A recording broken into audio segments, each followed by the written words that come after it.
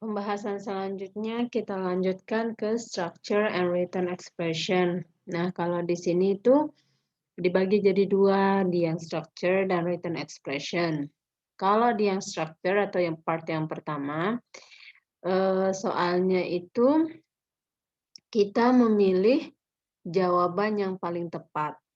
Jadi, misalnya kayak di sini nih kita memilih A, B, C, atau D yang paling tepat untuk melengkapi kalimat tersebut.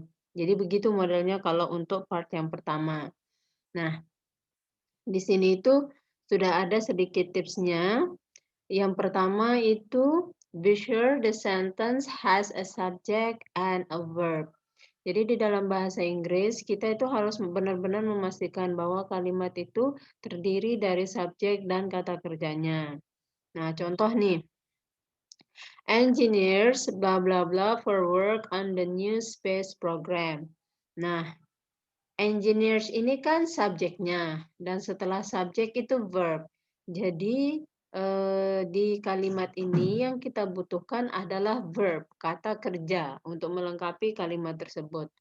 Nah, karena kita membutuhkan kata kerja, maka pilihan yang paling tepat untuk melengkapi kalimat tersebut adalah be, are needed. Engineers are needed for work on the new space program.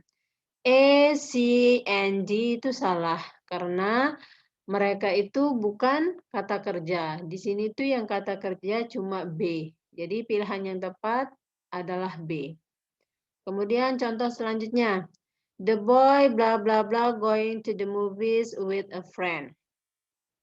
Nah, di sini nih sama, sudah ada subjek, maka yang sekarang kita butuhkan adalah kata kerjanya.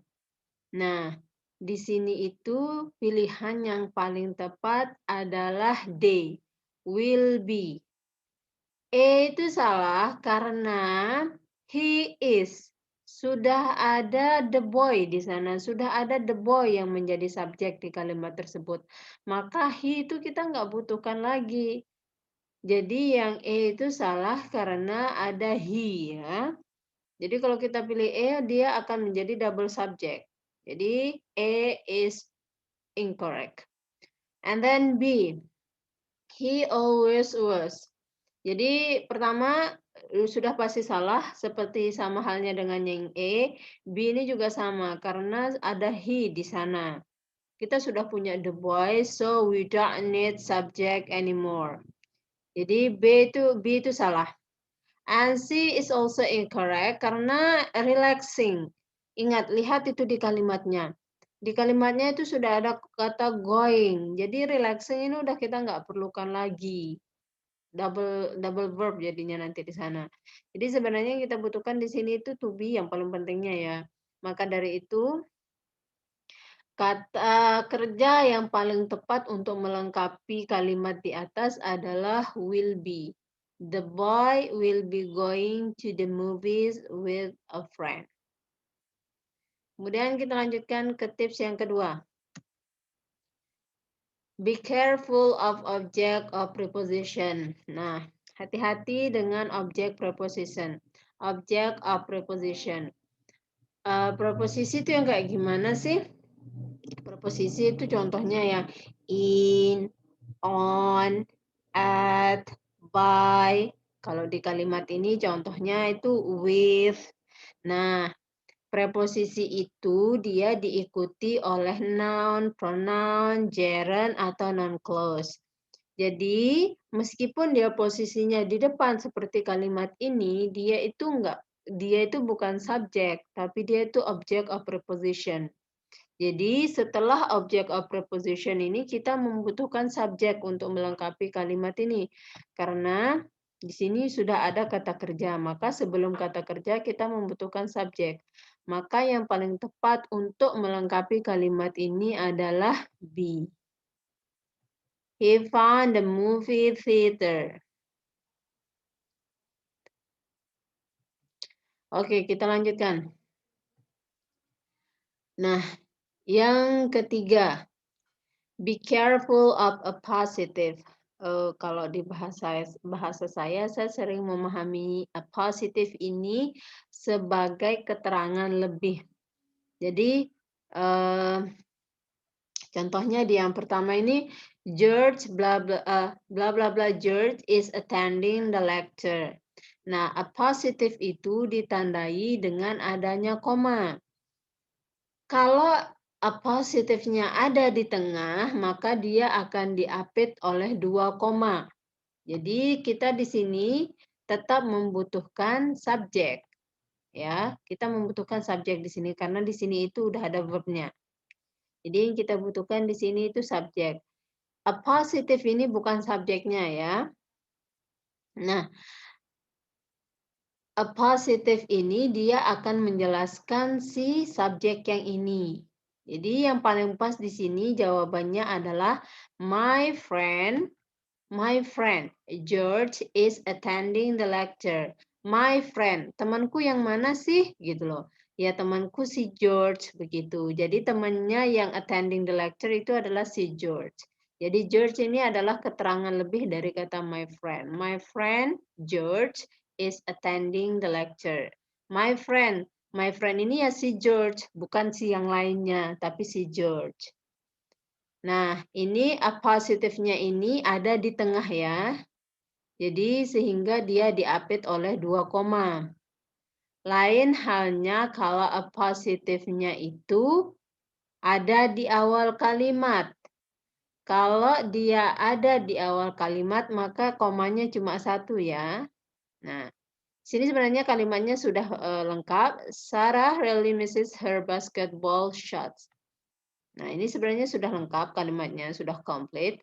Tapi di sini kita membutuhkan a positifnya. Nah, a positifnya di sini itu adalah yang paling tepat adalah A, an excellent basketball player. Yang lainnya salah.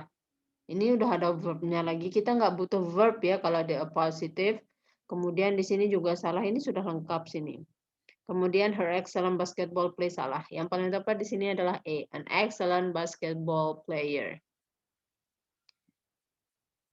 Nah, 3 tips ini untuk yang part E-nya ya, untuk yang structure-nya.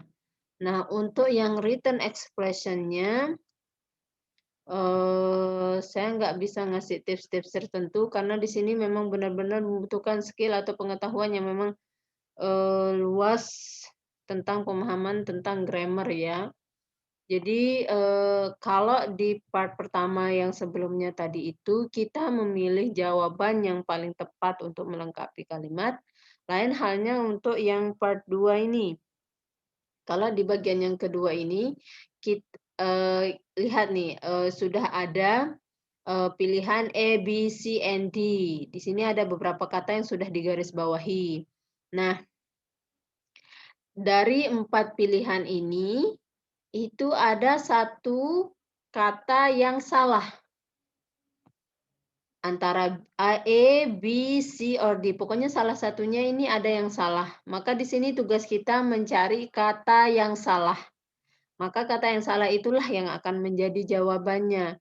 Dan di sini itu sering sekali menjebak karena, benar-benar apa ya, kesalahan yang nggak terpikirkan oleh kita sebelumnya. Jadi ternyata itu yang salah.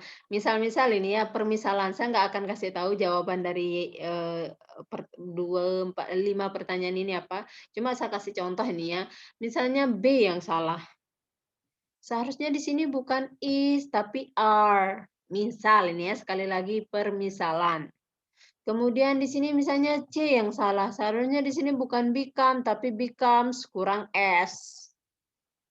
Jadi benar-benar kesalahan yang sangat tipis-tipis gitu loh, kecil-kecil salahnya, nggak yang fatal-fatal banget. Tapi, kita bisa, terkecoh gara-gara itu. Kemudian misalnya di sini bukan declare tapi declares, misal sekali lagi. Jadi ini yang salah. Jadi untuk part kedua ini kita harus menemukan kata yang salah, dan kata yang salah itulah yang akan menjadi jawaban yang paling tepat. Mhm. Kemudian kita akan melanjutkan, untuk reading di video selanjutnya.